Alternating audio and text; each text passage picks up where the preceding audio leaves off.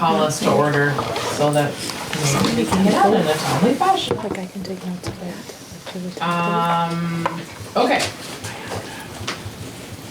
Okay. I'll just take So the- we'll start with our consent agenda. Anyone have any thoughts on previous minutes?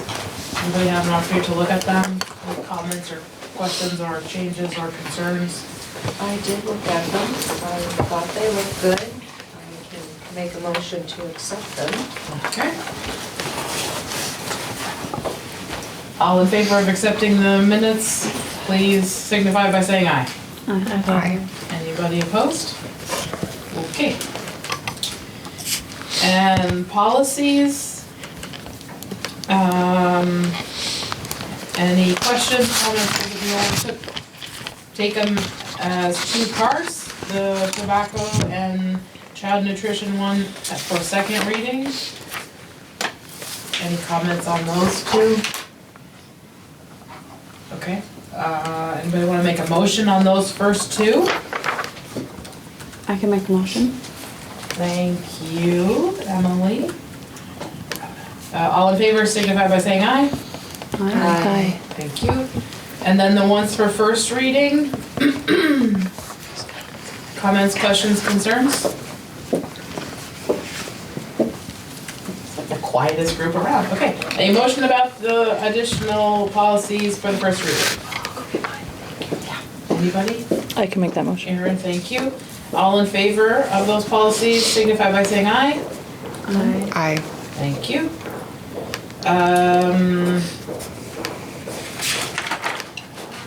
Any reorganization of our agenda tonight, Ms. Kodak? None that I am aware of. We're good? No. No visitors? And, oh, that Rhoda's gone. We're already in. Missing tissues and stretchers coming back. Will we do the school spotlight right now? Yes. Yes, okay. You're up. All right, it's all you. So as you came in, well, some of you didn't see quite how it was set up before, but we're going to focus on lighting and alternate setting or seating and choice around seating, and just building an atmosphere of calm for kids and our restorative practices. So there was some alternative seating in here. Some of us are sitting on these stools. And we'll take a walk around and we'll look in some of the classrooms. They've set them up and had them all set for you to see some of those great things. And we'll talk a little bit along the way. Awesome. All right. And all new or new old? This is our 5th grade classroom. She often does not have these lights on during the day. It is really often just the little lights. And they have a space over here where they do their morning meeting, and they have circle time over here. But I often see kids when I come in just sitting over there and doing their work as well. So she gives them a lot of flexibility and choice around that. And there's some places over here. So I won't go right next door to the 4th grade, and I want to look at the calming corner. Take a break, a general take a break space that is really kind of a part of PBIS.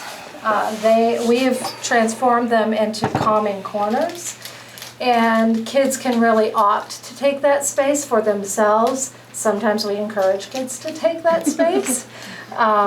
But it is also just an option. So hers is in this little nook. It used to be where coats hung, and she took them out this year and put the coats over here. And kids can come in here. There's a lot of great sayings. There is a little basket of stuff that they can use, and there's a ball, and they can just have some time in there to And close the calm curtains. down, close the curtains, and be in their own little space. That's cool.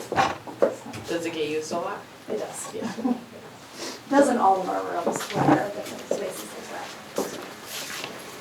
So Camille, who comes a couple times a week and works with us from the Restorative Center, built this bulletin board around becoming a restorative school and really outlines what that means. And there are little flyers that parents can take, and if any of you want to take one, you're welcome to it. But really talk about the restorative practices and having that calming atmosphere and circles and just community building and problem solving together. And that is really what we're working toward.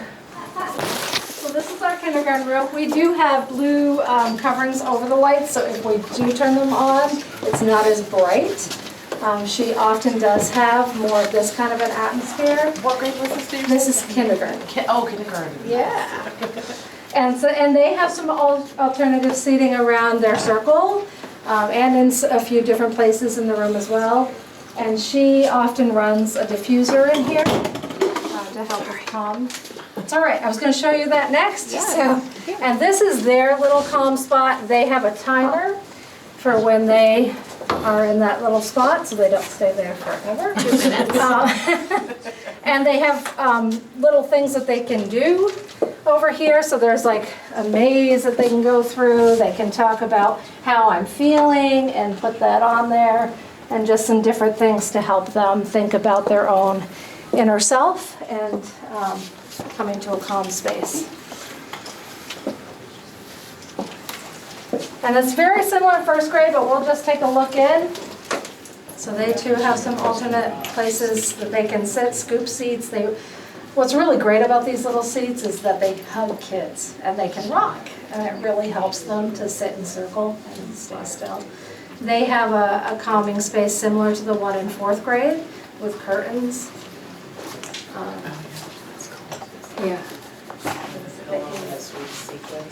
Yes. I know. So they have a timer in there too. So that they know how to use it appropriately. Yeah. It's a nice classroom. Yeah. This must be a big class. How many kids are in this class? Looks like a lot. Chairs. Yeah. Yeah, something like that. Close to that, 16, yeah. I think. Yeah. That's 16. I forget the number. As we're walking down to third floor, we don't see it yet, but we are planning on putting a sensory path down this hall, very similar to the one in Sheldon. We are working on getting the funds for that and what ones we wanted exactly. So we're working through that process, and some of our middle school kids are helping with that project.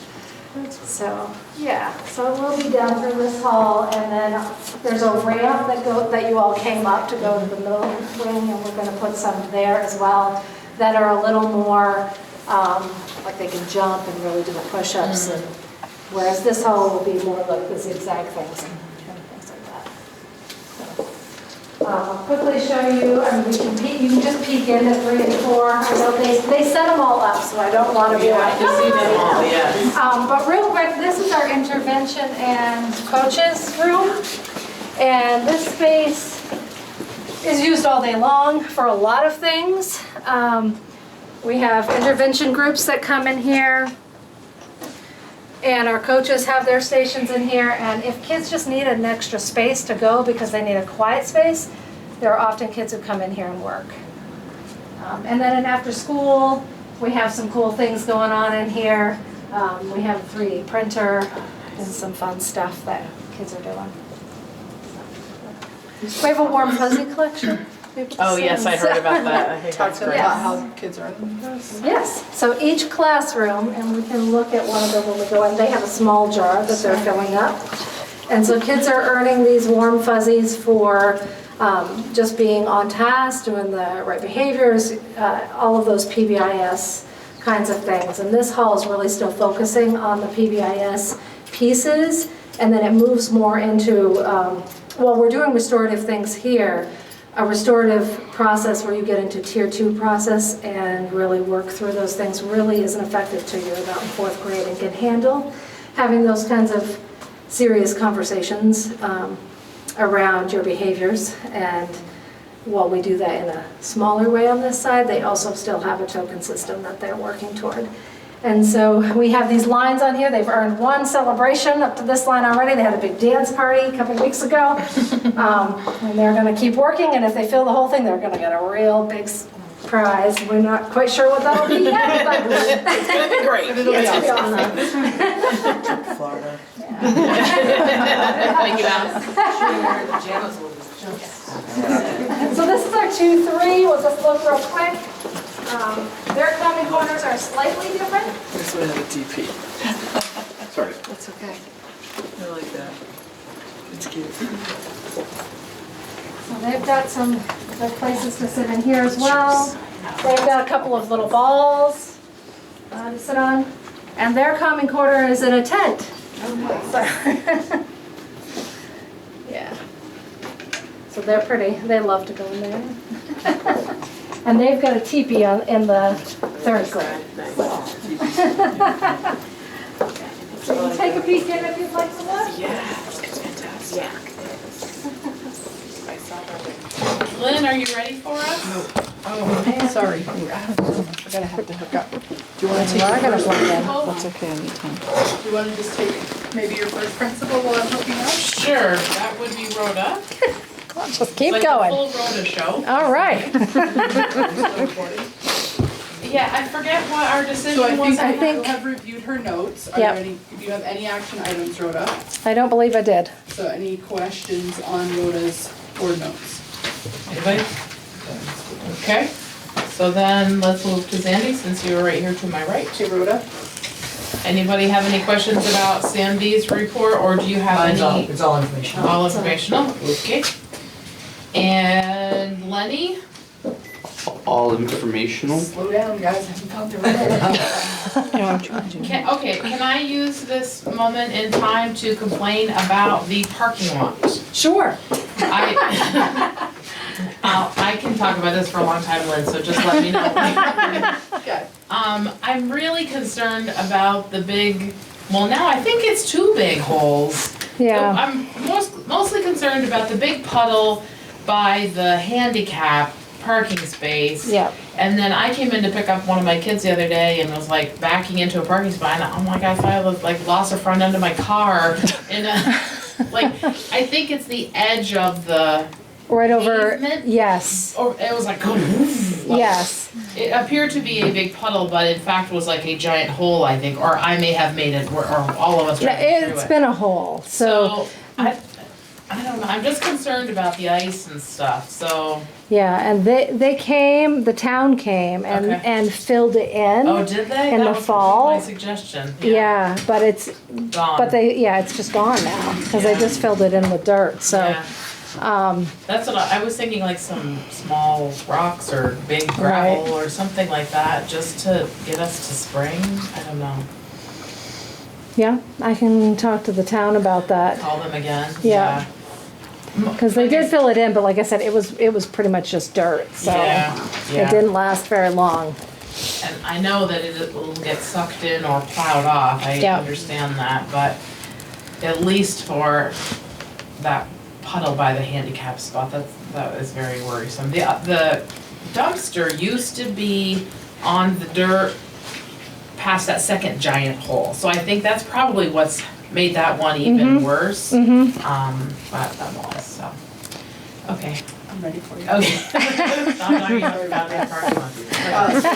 It's a good thing to bring up. Yeah. Right, it's- and yeah. I had brought it up at the beginning Yeah. that we need to really We gotta redo do the something. whole thing, Yeah, we do. so. So I'm gonna adjust my agenda a little bit. I was gonna do some more work with equity this month, and I'm gonna be transparent that I did not get that ready. So we'll talk about it again in January, but just as a reminder of the equity that we're really hoping that we can continue to focus on needs and goals and not centering our discussions on the quality piece as much as what are the actual needs, because that's the most important piece of the work we're doing as we're building this new merged system.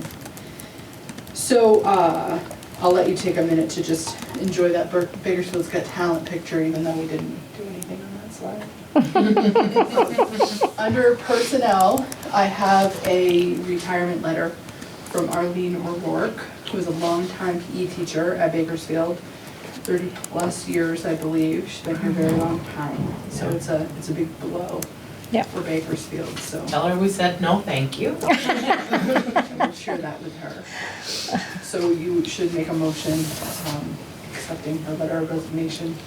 I would assume with regrets, because she will be a hard lady to replace.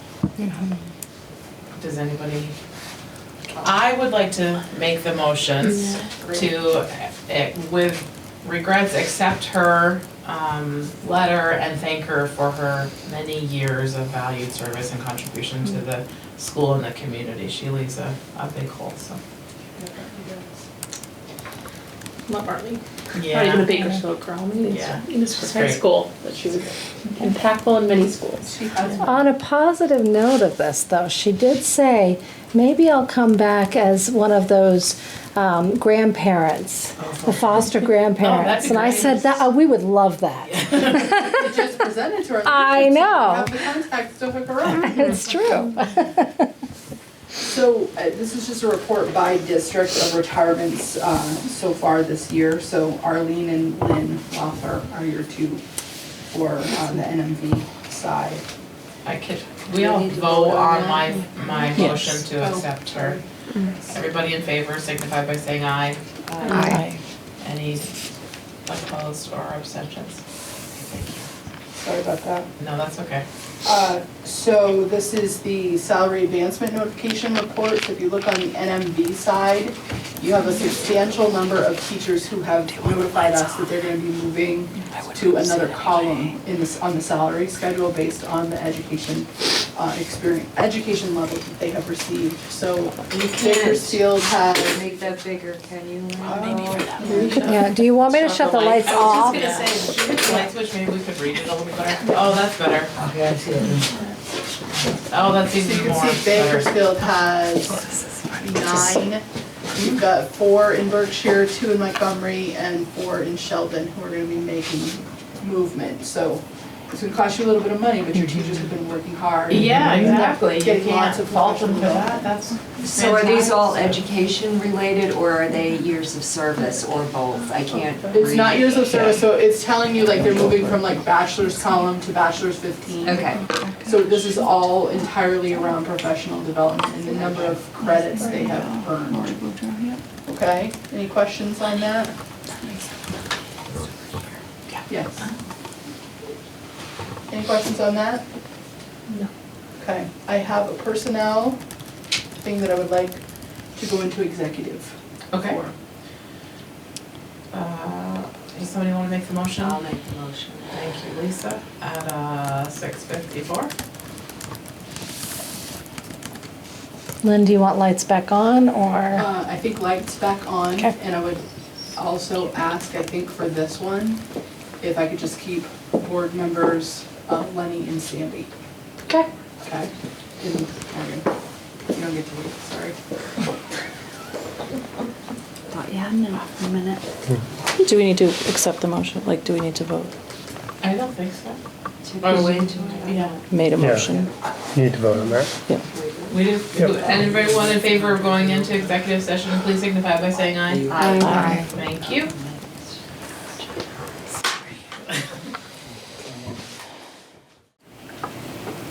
Other comment? Just one question. So the negotiations were never tied to the actual evaluation? No, it wasn't, the board's privy to the evaluation, but it wasn't, because it didn't always line up timing-wise, like Okay. administrators don't get evaluated every year. So it's on a cycle, Right. so it's not necessarily always in a negotiation year. Okay. But I feel like when we've talked about our negotiations with administrators in the past, we've talked about their performance before we've made them an offer or countered the offer that they've made us. I mean, performance definitely came into the conversation. Now, you can't negotiate with an employee without knowing how they're doing their job. Well, That's yeah, where and I was going with it. Yeah, and the That's- employee, the administrator, I think typically, like if I just think about the last one that we did with the previous principal, you know, any employee's gonna come to you and say, I did these 6 great things and changed these, and additionally, I've done some research and here's how much I'm making, here's how much everybody else is making, and here's what I'm asking for, right? So it is part of that conversation, but it isn't like, and you showed up late 14 times so far this year, Right. you know, No, like no, that's no. not part of it. Yeah, It's no, of not course. picky stuff, but Yeah. it is, well, is the general public happy with their dealings with this person? Does the student body seem like they're content and learning and growing? We do talk about those things Yeah. in negotiations. And we have had, at least as a former Bakersfield board member, we have had times when the public or the other staff and faculty of the school have shown up in support of the principal. So it comes into play, for sure. Here's the thing that I want to say, and that is, we've changed so much, just as Act 46 stuff, that alone changed so much. And I think that we have all worked really hard to make it as good and as smooth as possible. And I think that the SU board pushed on Lynn hard to have her evaluate all of the central office employees. And I think that, I could go either way about the administrators, but I think that to me, the answer is not this year. I like Lynn a lot. I really don't want to have to hire another superintendent because we pushed her over the edge. So I think that even if this is a road that we're gonna go down, I don't think this is the year to do it. I want to protect your sanity as much as anything else, so that's my thought. I agree with that. Me too. And I also feel, moving forward, the day-to-day, That's what I think too. And you're I still living can it. serve in that advisory capacity to you, that's my role. Well, I Right. don't think it should ever go without performance being Right. somewhat of Yeah. and that we would That's need why from I you. sit with you in the Yeah. conversation too, so because I have that piece. I've always felt like the superintendent, be it Lynn or her predecessor, really helped guide us. Talked about some of those conversations that he or she had had with the employee, so we did have some insight, and like Lisa said, like you hear the rumblings through your town of how things are going, and so I never felt like I was going into those negotiations blind at all, so I was comfortable and am comfortable with the way they are, so. Would you want a motion, Lynn? Oh, you're Okay. just gonna Can I just ask a question? Sure. Because I think I don't know the answer to this. So I never assumed that performance wouldn't be a part. But in my experience as an administrator, I've never individually negotiated a contract. So I've never sat at the table with the board and said, here's what I would like. Yeah. Who did Right, it for here's you? I was presented with a contract that I From the could. board? From the superintendent. The I mean, it superintendent, came yeah. from the board, like I know that. Yeah. But from the superintendent. And it was my job to either accept that or not accept that. And so, I wouldn't argue about performance or any of those things. Like, I would hope and think that those conversations happened between the board and the superintendent before I got the contract. But it's not been my experience to be part of negotiations. And I think that that's Yeah. what we learned through the Yeah. VSBA, is it's more unique. Relate to the party. Yeah, Yeah. well, and it's not, It's not mine late to the either. party or not, right? Like, I'm not even throwing a judgment out there, but I know that you're talking about not wanting to change something. Yeah, that would be a change for you. That would be a Yeah, change yeah. on my end. So I'm just, again, it's not my year. Right. And so personally, right, like, sorry, Sandy.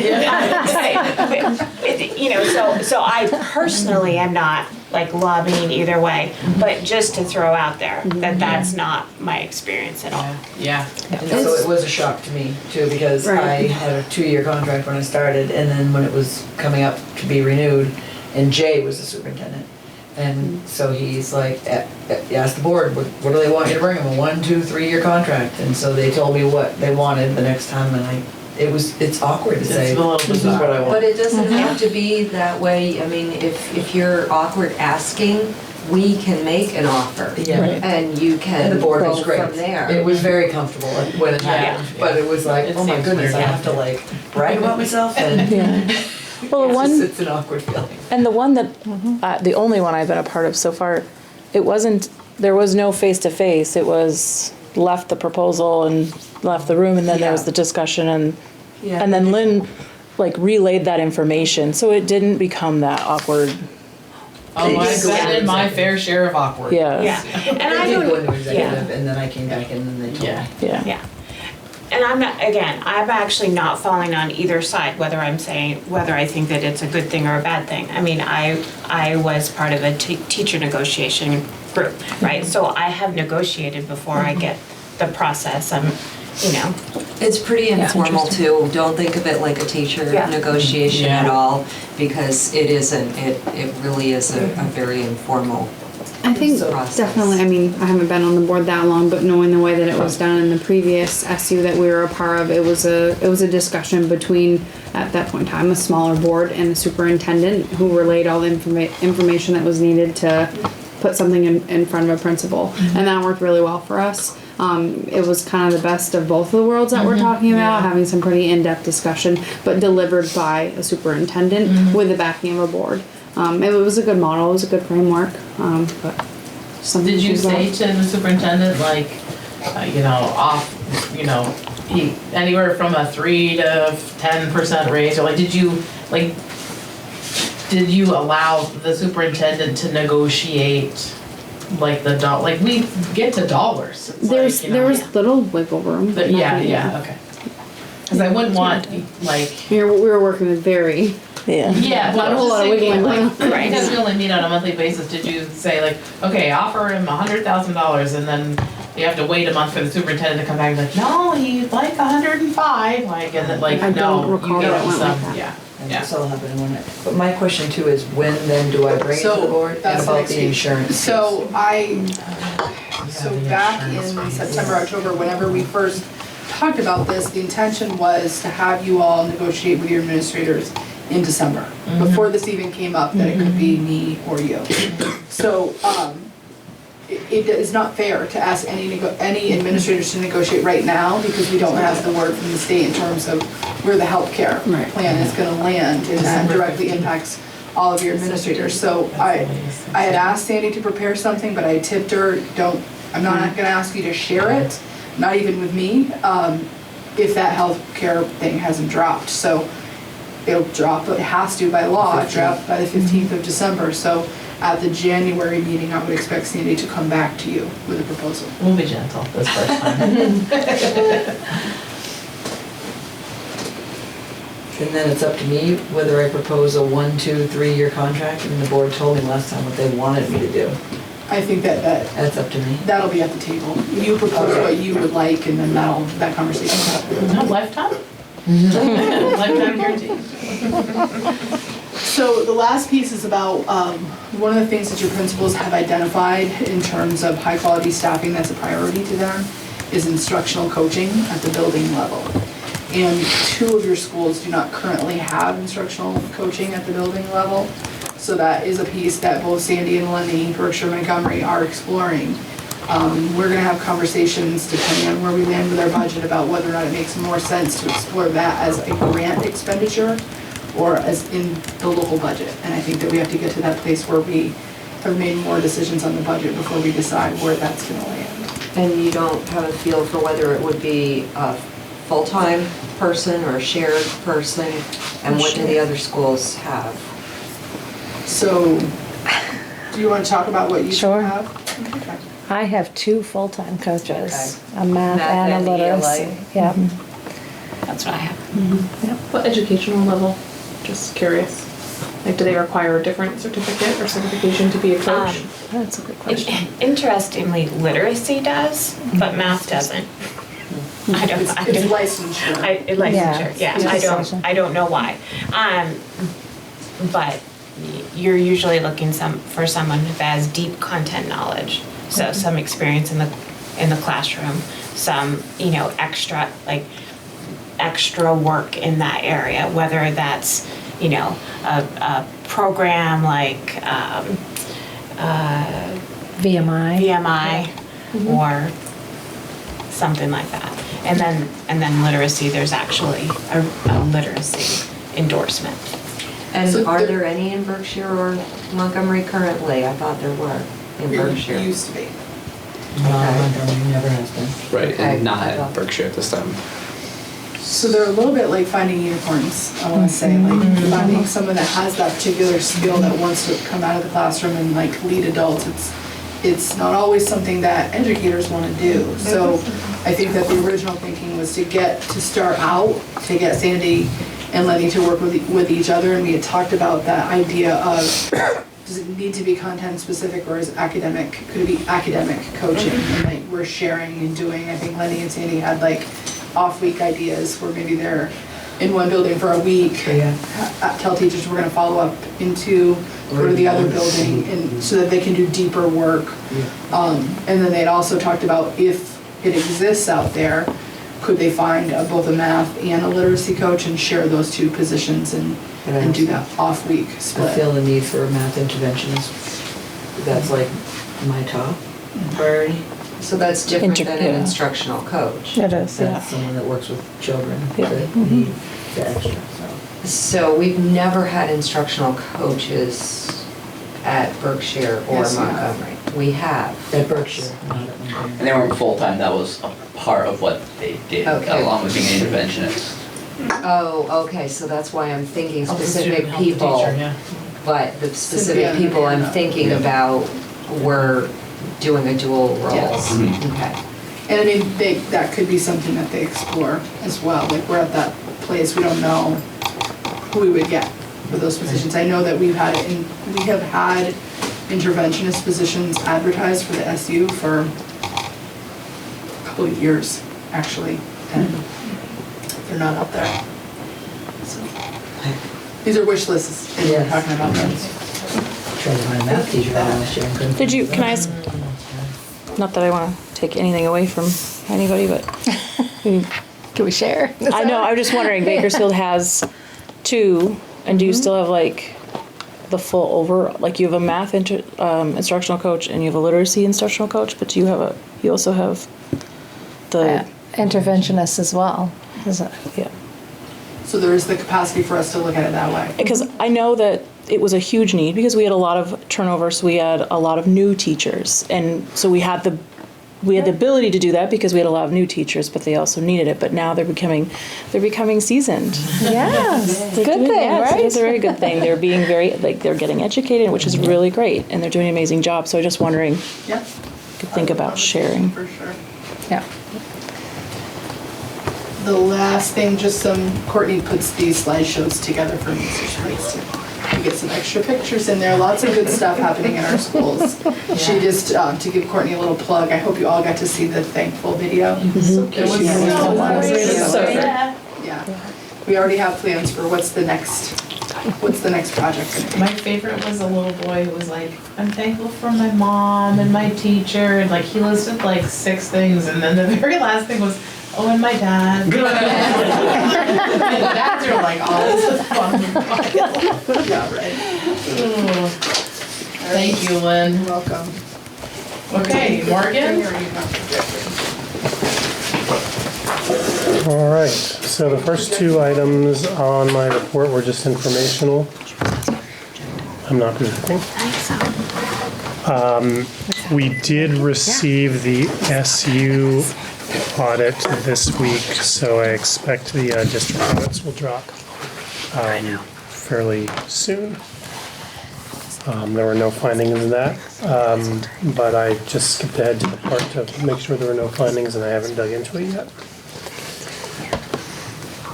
Coming around is version 2 of your budget.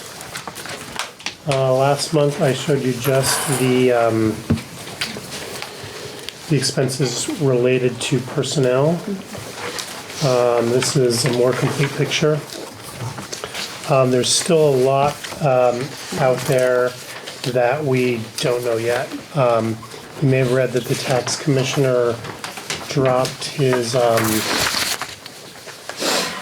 December 1st letter on December 4th. It sets the income yield and the property tax yield, which is one of the 4 drivers that is going to set your local residential property tax rate. The other ones are equalized pupils, the CLA, and the decisions you make around this budget. We won't have the CLA until end of December. We will start getting equalized pupils in the next couple of weeks, although last year they were not final till pretty late in the process. And then sometime before the end of January, you will set your budget, and that's the one part of this process that you actually control. I've not made any changes to personnel from the last version that you saw. Obviously, there are some discussions going around still, and we may come back with some suggestions at your next look in the budget, but we're really hoping to get a better idea of revenue and potential tax rates before we bring that forward to you. Obviously, salaries for just about everyone you pay are not set for next year. Teachers and support staff will likely not be set before you need to warn a budget, but we'll have to come up with an assumption that you're comfortable with. And insurance is still a big unknown. And so when the insurance deal drops on the 15th, I will go back in and make some adjustments there if warranted. But again, we're not going to have a final figure on salaries. I've not really started working on the revenue yet. In terms of those other cost drivers, I was looking at enrollment for Bakersfield, Berkshire, and Montgomery this year compared to 2 years ago. Equalized pupils is a 2-year rolling average. And there's a pretty significant drop for all 3 of those schools. So that could suggest that we're going to see a drop in equalized pupils. I don't know what happened in Sheldon over those 2 years, if that was a drop or not. I'm also only looking at your K through 8 numbers. And so if your high school population's increased by that amount, it may help. Equalized pupils is also weighted, so you get some kids count more than others, and so you could have the same number of kids, but your equalized pupils might go up or down based on that. The assessments for central office, for transportation, for special ed are all right now, I think just put in at last year's rates. We will be in front of the SU board next week. Hopefully coming out of that meeting, I'll have a firmer idea on where those assessments are going to land.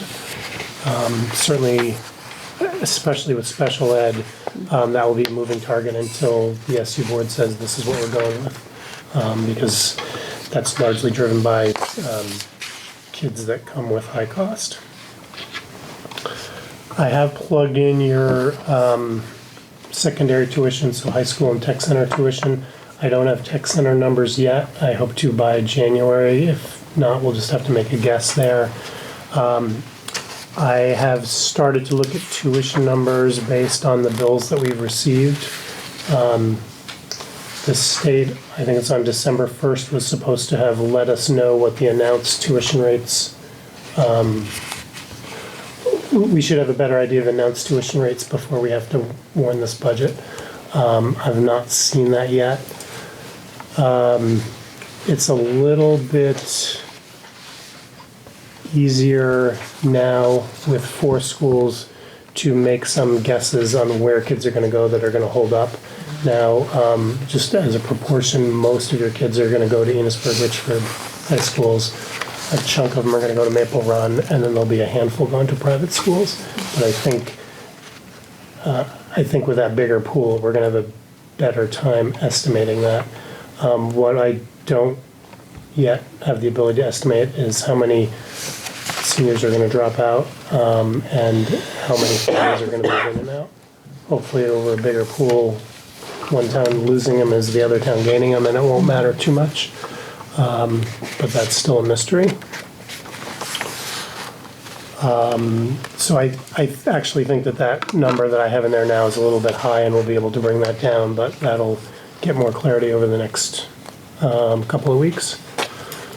And then I've started conversations with principals on the remaining 5% of your budget, which is basically the stuff that they spend money on in the schools, supplies, professional development, field trips, and trying to come up with a way that we are budgeting that on somewhat of an equitable basis, probably based on student numbers, and getting to a point where none of the principals are feeling like they're taking a whack in their budget because of that.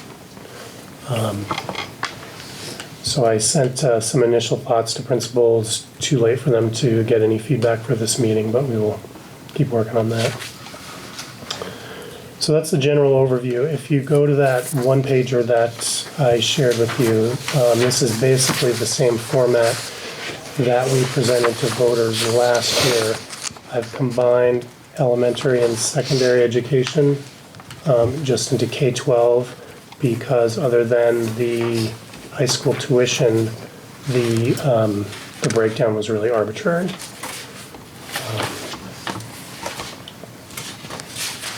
And so you can certainly give me feedback now or at the next meeting if you want to see something a little bit different in how we present it. But this would be consistent with what we went to the voters last year. How come there's such a big drop in the pre-K direct instruction numbers? My suspicion is that it has to do with the paraeducators that we budget based on their time studies each year. And so it may have switched, and paraeducators that we thought were going to be spending more time with pre-K kids are actually in your generally K1, 2 grades. Or could they be special ed paraeducators in pre-K? We track kind of regular ed and special ed, so yeah, it could be movement on either of those.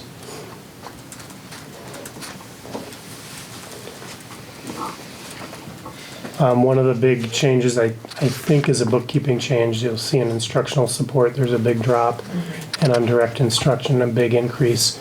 Part of that is that historically in Franklin Northeast we'd always book the cost for our paras under instructional support, and the new chart of accounts is telling us that they're actually doing direct instruction.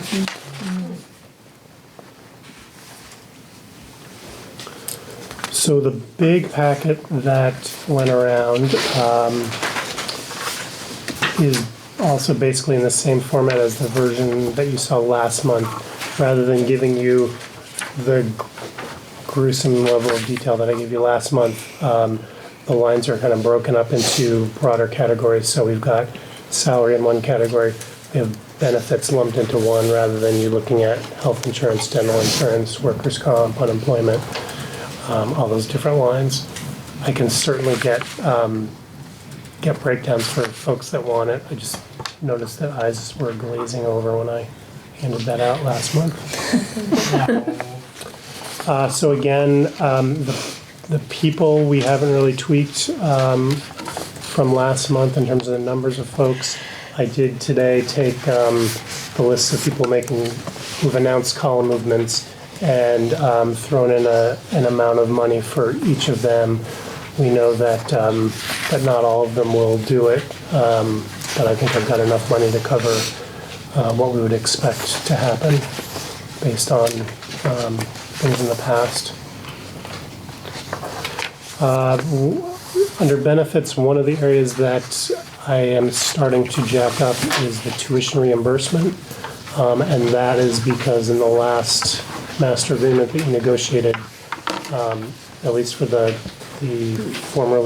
originally Franklin Northeast towns, teachers who are in their first 5 years with us can apply a percentage of their tuition reimbursement towards student loan debt if they don't use it. And so in the past, we've had a bunch of new teachers who haven't had the time or the capacity to take any college classes while being on their new job. And now they're gonna have access to basically half of their tuition money to help pay off student loans. We think it's gonna be a good benefit for retaining teachers. We don't know yet how much that's gonna cost because we won't know until this June what it's gonna cost for this year. Yeah, do they all just get it, or? No, they have to submit a request and they have to submit some proof that they actually are So they'll have to submit paying a off loans. as yet not created application. At some point this spring, we'll create that. and get that out. Yeah. I do think it's a great tool. Yeah. We're definitely using it, or intending to use it in our marketing of new potential teachers. So popping around on some other bigger items, I've left the contribution to the after-school programs the same as they were last year. I'm not sure if Heather's planning on making an appeal either to principals or to the board directly around tweaking those numbers, but I've not done that yet. Morgan, can you tell us where you are? So I'm still on page 1. I'm just kind of talking off the top of my head.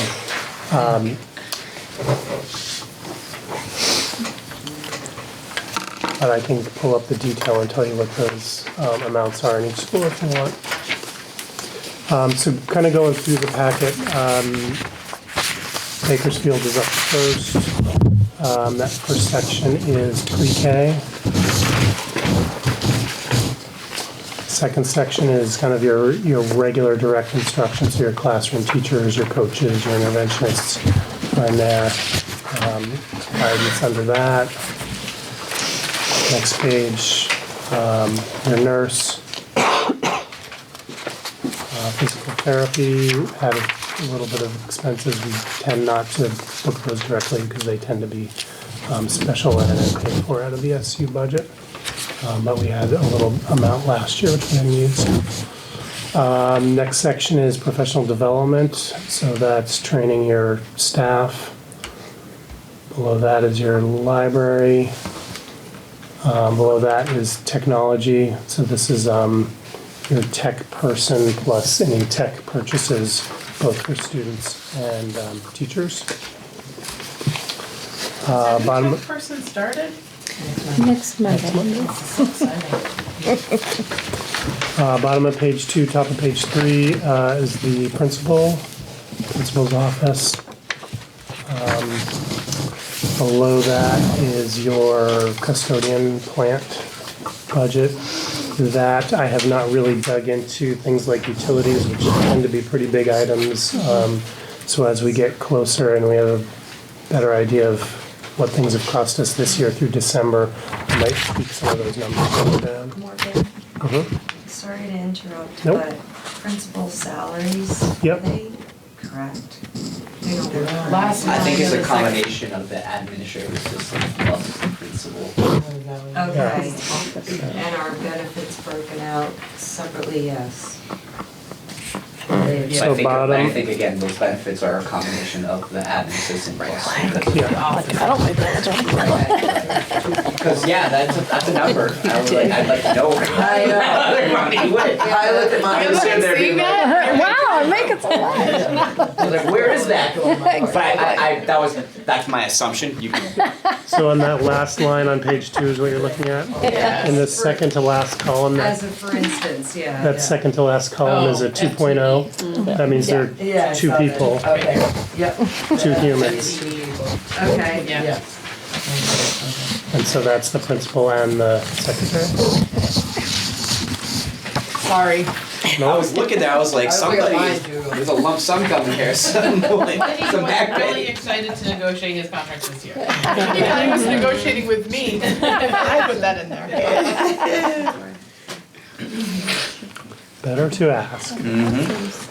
So page 3 continues on, again, plant. So we've got money for field trips. And then at the bottom of that page is debt service. So that's the bond principal and interest payment on the building. We've got some money tucked away for summer school. Top of the next page. And then in the middle of that page is where you'll see the after-school program. So for Bakersfield, it's $35,000. Continuing on, you've got the special ed. This is just your paras and their benefits. A word on that in terms of benefits is that we're expecting that on December 15th, you will find out that going forward, your paraeducators will be eligible to get up to a family plan of insurance. Currently, they're only offered a single plan. That will probably not take effect for this year's budget, but that's still a moving target.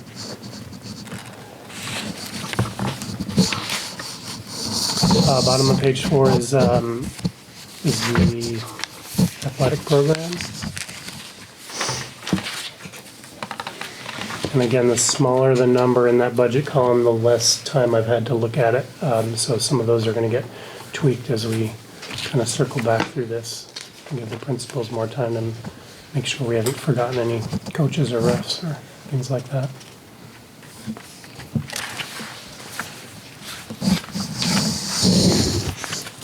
And then top of page 5,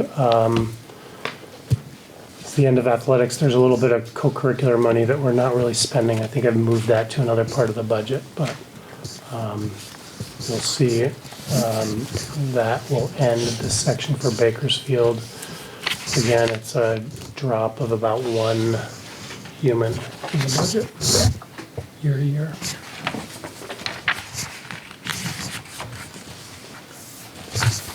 So the other 3 towns follow the same process.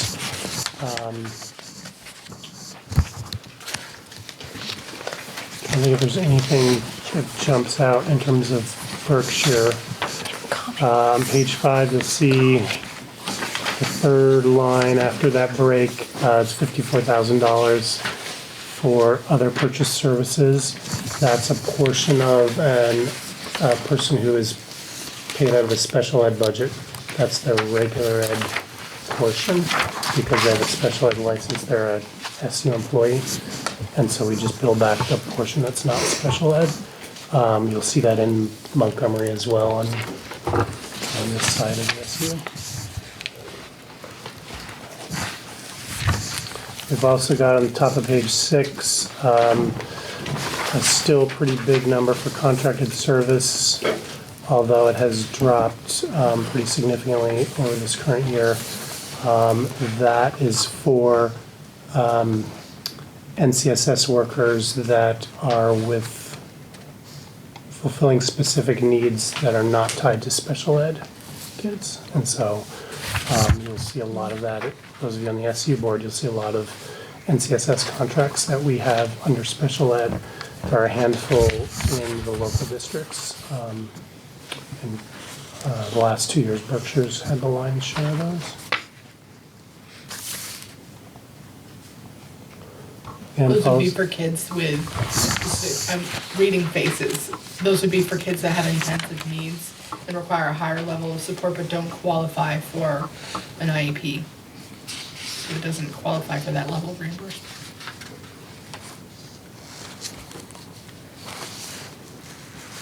Works through guidance, library, technology, principal plant.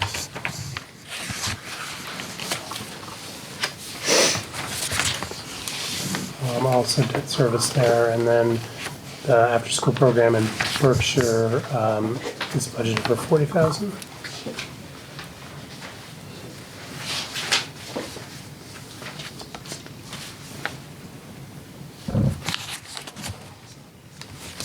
Montgomery starts up on page 9,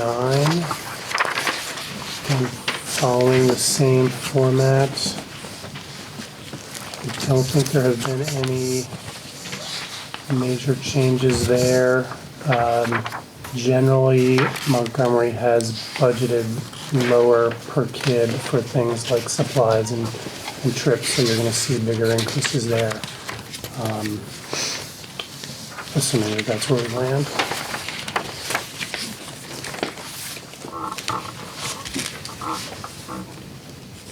And their after-school contribution is 41,000. That's shows up on page 12.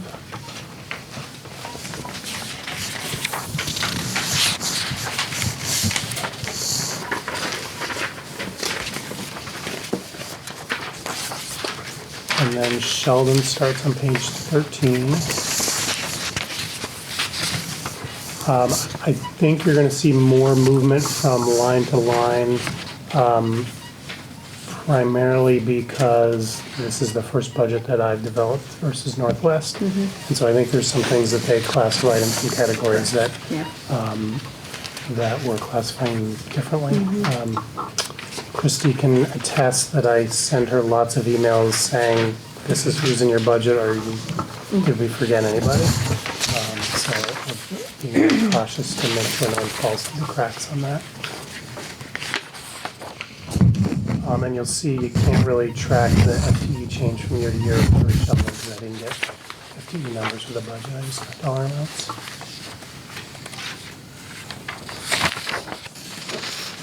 But again, with all the schools, there's no programmatic changes in terms of adding or taking away teachers, budget to budget. I can see like the guidance services. That was a pretty big jump.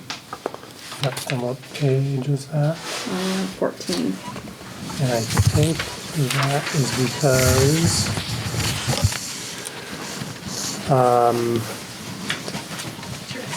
Joanna was in your teacher budget and not in your guidance budget. So The you're SAP counselor.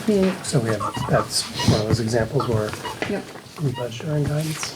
We're all seeing the same with like librarian. Yep. Okay. Okay.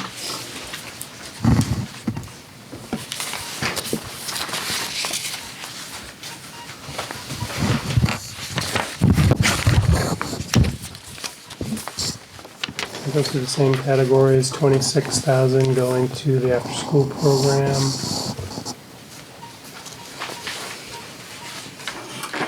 And then your district-wide budget starts the middle of page 18. You'll see right up front, I've dropped in $40,000 for pre-K tuition. I will firm that up after we get November bills paid and just have I think is a better idea of what that program's gonna cost. I don't think there are gonna be any changes in the legislature to that in time to impact this budget. But the 40,000 at this point is just a placeholder. Are you anticipating changes to that? Has there been mention of? There's always strong lobbying on both sides to tweak that. I can't imagine it's gonna go away. There had been talk a couple years ago about the state paying providers directly and not running it through school budgets. But I The don't, difficulty is that there's not many things in front of the legislators that have more lobbyists that have like vested interest in this than early ed, because you're looking at your providers and your pre-K programs, and it's a really complex argument that's gonna need to happen. Clear. so the big 5 million number at the bottom of that page is your high school tuition. So I want to talk about that a little bit. I basically took the FTE bids and where they showed up to school for your current 9th, 10th, and 11th graders, and I moved them forward a year, and I will make some assumptions on where those schools' tuition rates are going, but we're basically assuming that those kids aren't gonna move schools and move out of district. I took your 8th graders and I gave 3/4 of them to Enosburg, Richford, and 1/4 of them to Maple Run. Maple Run has a higher tuition rate. And just assuming that that's the split. If they go to a private school, it's not really that much different from what Enosburg, Richford would charge. I've brought the number down a little bit since I printed it, just backing out some tech center kids that I missed in Maple Run. So the number's a little bit better. One thing that we can do if we're feeling like this estimate is too rich is Tech Center kids are basically 11th and 12th grade, so we're capturing them in those two grades. When the 12th graders drop off and the 11th graders move up, those 11th grade kids have already had exposure to Tech Center, so that FTE isn't going to change that much. The 10th graders moving into 11th grade now have access to those programs. So we could make a guess and say 10% of those kids are going to be half-day Tech Center or something like that. And that would reduce the amount of money that we need to budget in terms of your regular high school tuition. I'm not necessarily recommending that unless we get to a point where the budget's looking bad and we feel like we need to cut. That's an area where I would say if we went with the numbers I have now, we would probably be, we would definitely be over budgeting, assuming that no kids move in. But I know historically in the other three towns, we have tried to build in some buffer of kids because we've had the years when 10 kids show up in the summer and if you didn't budget for it, nobody was buying anything starting in September. And Lynn can attest that her teachers get pretty grumpy when they can't buy stuff as early as September. Have a few little experiences. So I don't certainly need a decision on that until we finalize the budget, but that's an area where we've got some flexibility. Next page is basically your budget. So your big salary line there. And then at the bottom of that page is where you'll see the assessments start to come in, which will hopefully firm up next week. So that first one is the central office. Second one is transportation, and then the last one is special ed.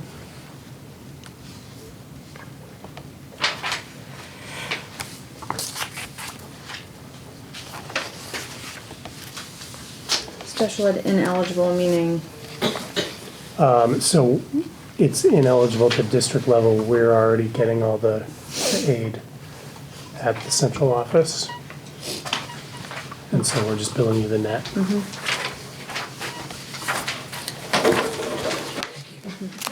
And so if you were to warn this budget tonight, which you should not do, but if you did, the general fund expenses would be up 1.7%. In terms of a pure pupil cost, I can't make a guess yet because we don't know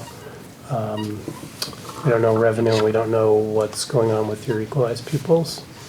I think if your equalized pupils come in even, which would be great, then your ed spending per pupil is going to be up about that much.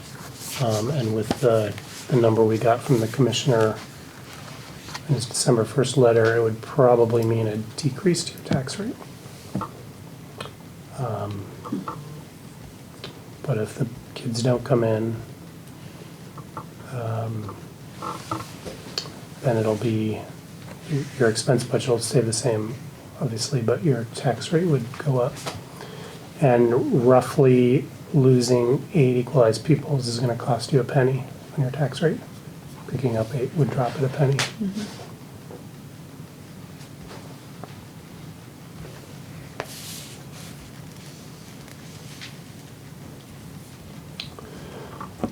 So that's where we're at. Basically, every number on there is still an unknown, except for your bond payments. Those are pretty solid. Morgan, did you say, I can't remember at the beginning of this conversation, if this included the addition of the, oh my gosh, my brain isn't working anymore. The facilities manager? This does not. Okay.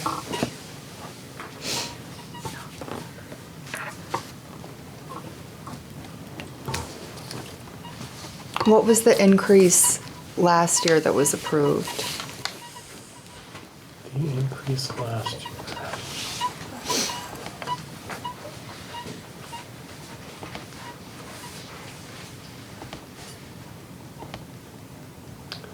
That's just kind of dead to me. I just don't know if 1.7 is that. 3%. It was less than 3. Yeah, is I mean, it that sounds it to me, but it's The like expense budget was up 2.2. comparatively. Yeah. 2.2. Yeah.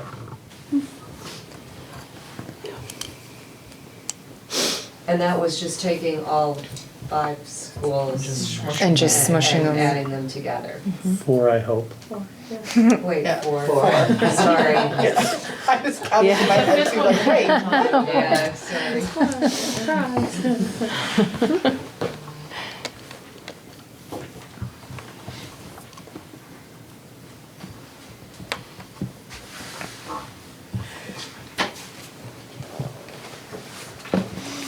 Megan, you're the next topic too.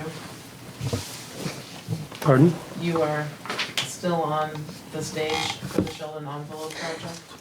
Yes, so are we, Any questions? Can I ask one more Question? question?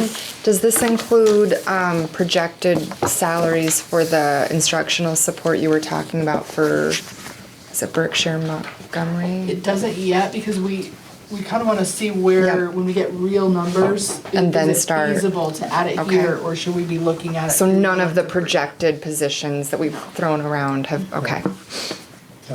yeah, this is really a maintenance budget in terms of personnel. Hopefully, better numbers will drop in the next couple weeks and we'll either come back with this same increase and a whole bunch of people, new people in it, or kind of a list of, this is what adding this person would do, this is what adding this person would do. How Morgan spends his Christmas vacation every year. Wild. Other questions? No? Anybody else have other questions for Morgan? Okay, so, the Sheldon Envelope Project. Chelsea and Emily and Christy and Mary and I did some reference checking and digging on the 11 contractors who submitted requests to be pre-qualified. And I believe, unless something's changed without my knowledge, that committee is going to recommend that you pre-qualify 4 of them. Of the 11. No, sorry, 6 of them. 6 of the 11. And that will be something we would need a motion for at the board level. I will send out notices probably on Friday to those. And just so you know the process, to remind you, because of the size of the project, you have to go through a process to pre-qualify bidders. Those will be the only bidders that are allowed to submit bids when we actually send the bid documents out in hopefully January. You are obliged, with a few exceptions, to take the lowest of the people who bid responsive returns to your request. So you don't get to pick, this is when you get to pick who might work on your project. After that, you don't get to pick unless 2 people are submitting at the same price. I have had in my other world a really good experience with some low bidders where I thought, how about this? And it's been beautiful. So, I mean, On the positive, everybody that we're looking to move forward with had glowing references from all perspectives, whether it was different consultants or firms or schools or board members. I mean, we got excellent feedback. Good. So, I mean, I think in terms of skill set, quality, responsiveness, all the things we're looking for, I think we would be comfortable with any of them. Yeah, So that that's feels good good. news. Yeah. That feels good. yeah.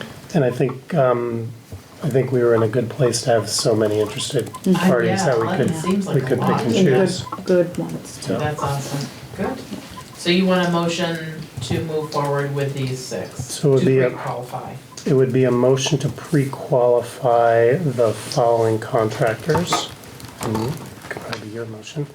And it would be DEW, Kingdom Construction, Nagley and Chase, EF Wall, Spates Construction, and Wright and Morrissey. Erin is a little angry with you. You'll send me the names? Yep. Like I got down to the niggly and she's like, how do you spell that? Does anybody want to make that motion? I would love to. Emily, thank you. And all in favor, well, any comments or questions before we go any further with that? Everybody cool with that? Everyone in favor, please signify by saying aye. Hi. Anyone opposed or abstaining? Okay, thank you. And that's all I got. What is the timeline on, like, what's the next step for you? Bid So, documents? we're getting to bid documents. We had a meeting by phone a few weeks ago, a month ago. Black River kind of went through and with conversations with Christy and the facilities guy there and those of us on the committee kind of rejiggered the list of priorities in terms of that project. And we as a group went through and said, okay, here are the things that we want to include in the base bid. Here are the things that we want to include as an add-on, if we can afford it. And, you know, come up with, I think, a pretty solid list on what the bid specs will request. So those bids will come back in, and again, it'll be like we had in Berkshire, and Bakersfield was probably before you. So here's what you have to do, and this is what each contractor is going to charge you. And then if you want to add this on, we're going to charge you this. And if you want to do this, we're going to charge you this much for each one of those that you add. And so if they do come in low off the bat, we may add a few of those things right away and say, okay, we're going to add this, this, and this. If they don't, or if we can't add on all those on, what we may do is we may hold on to those and, you know, can we fundraise and add this later and do that? Or did something happen in the project and things are a lot cheaper? Can we add something in there? Cool, this is exciting. It must feel like real progress. It does. After all the work you did to get the bond to pass, to actually be at the let's pick a contractor stage is exciting. Yeah, So, for sure. yeah, cool. Yeah. That's all for you, Morgan? That's all for me. Okay. Sorry, let me reorient myself. I think we're at board business. Future agenda items anybody wants to add? Okay. I had wondered, we had talked at the training that kind of to base our work off of, we should develop some mission and vision statements. And I was just wondering if, I don't know, probably not during budget season, but if there was some time. I can talk a little bit about that, because I think this has come up at the SU meeting. And I should have brought it here. So one of the things that the SU board has asked me to do is to move forward with the work of hiring a consultant to do the portrait of a grad work for FNHU, which is key to so many things that we're working on right now. And from that portrait of a grad, I think we'll be able to get at the mission and vision statement with all of that input for the board to be able to work with a consultant to get at that.